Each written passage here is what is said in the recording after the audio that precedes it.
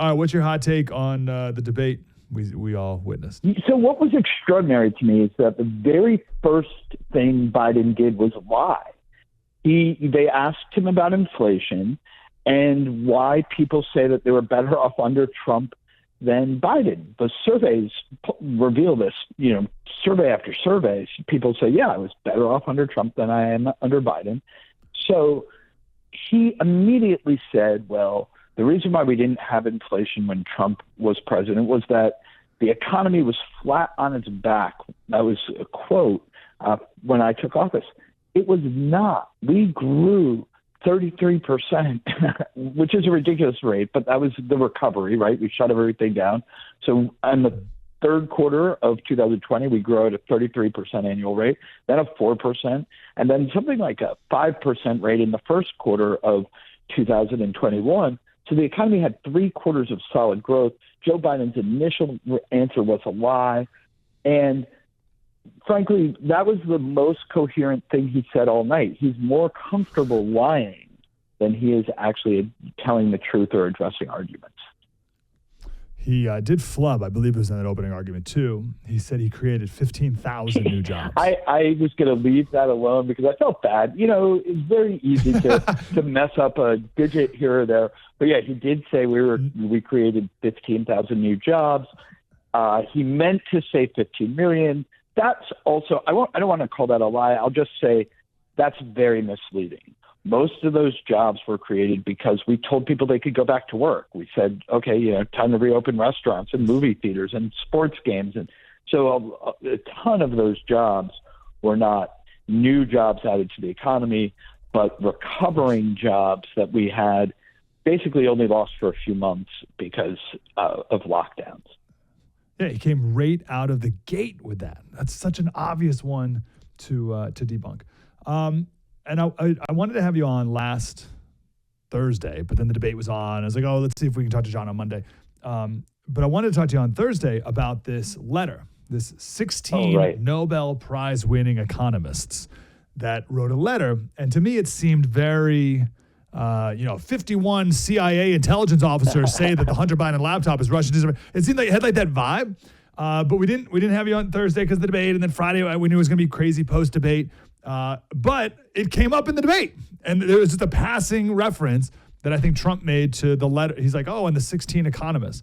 And I was like, oh, I like almost no one has any idea what he's talking about when he says the 16 economists, unless you subscribe to Breitbart Business Digest. So what are these 16 Nobel Prize winning economists, and what is this letter? Right. So what happened was that these 16 economists, all liberals, including the husband of Janet Yellen, the current Treasury Secretary, wrote an open letter saying, basically, we think Biden's economic plans are great, and even though we all come from different perspectives, but they don't, they're all liberals.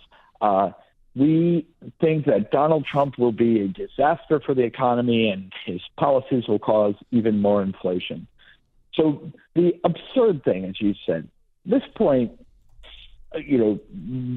middle-sized groups of senior officials should really avoid writing open letters, because I think people are just turned off and cynical to this at this point. And there's very good reason specifically to look at this letter and say, okay, you guys are the experts. Did you warn us about the inflation we got under Biden? And of course, no, they didn't. In fact, they endorsed Biden's spending programs, many of them, in a different letter way back in 2021. So absurdly, these guys endorsed Biden's policies that caused the inflation, didn't warn the inflation is coming, and now expect to be taken seriously as experts in inflation, which, by the way, none of their Nobel Prizes are about inflation. They won on many different things, and they were good at what they won at. One of the things to remember about even very brilliant scholars is that they're often very good at what they do, but when they step outside of their field, they're not. I mean, I wouldn't try to run an online bookstore to compete against Jeff Bezos. He's really good at that. but I'm a lot better at trade policy than Jeff Bezos is. So that these guys aren't geniuses outside of what they do. They stepped outside their lane. And frankly, in this case, they're politicized hacks. And the letter is an embarrassment to the economics field, really. Has Robert Shiller always been a hack? So as I said, he's great at what he does. I really like what he does. But here, again, we have a lot of the same people screaming that Trump's tariffs were going to cause inflation, squeeze the consumer, all of that kind of nonsense. The last time Trump put it in place, tariffs, and it didn't happen. And there's a very good reason. When a large company erects tariffs, the foreign producers don't say, I guess we're going to lose market share there. No, what they do is they lower their prices to try to keep competing. If you want to keep them out, you have to kind of competitively raise tariffs till they can't sell into your market. But it doesn't raise prices here. It may squeeze the importing companies, the retailers who are importing things a little bit, but it doesn't raise consumer prices. That's exactly what we saw last time around. I tracked month after month throughout Trump's presidency all of the inflation data looking for evidence that something might be going up because of tariffs, but they didn't. Things didn't go up that were tariffed. And so that tells you that it was being paid by the foreign producers or in the form of lower prices or being paid by the importers, but not passed on to consumers having to spend. Okay, there's three different topics here. Let's swing back around and we'll get back to the tariffs because I have a question about what John Deere announced yesterday on that point. But let's go. So this letter itself, to your point, these people should be wise by now to not be doing these big open letters. From our cynicism is well-founded. From the COVID lab leak letter. Right. Definitely didn't come from a lab. To the 51 senior CIA officials or whatever, and now 16 economists. Like, I don't know who looks at letters like this, and I'm like, oh, they must be telling the truth. Like, that ship has sailed. But let's talk about inflation.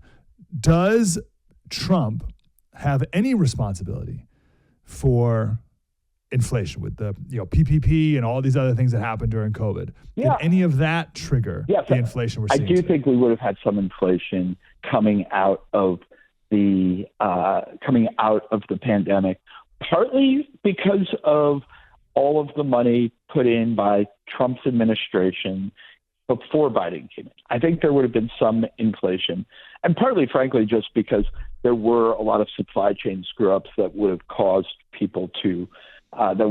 some prices to go up.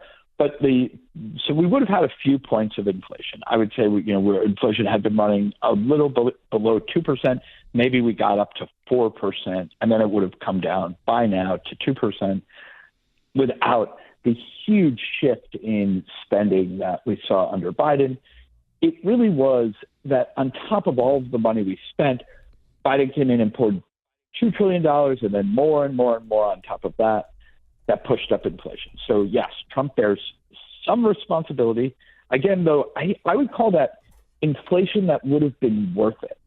We didn't want to let the pandemic and the lockdowns really destroy the economy as much as it would have if we hadn't injected some sort of stimulus into the economy.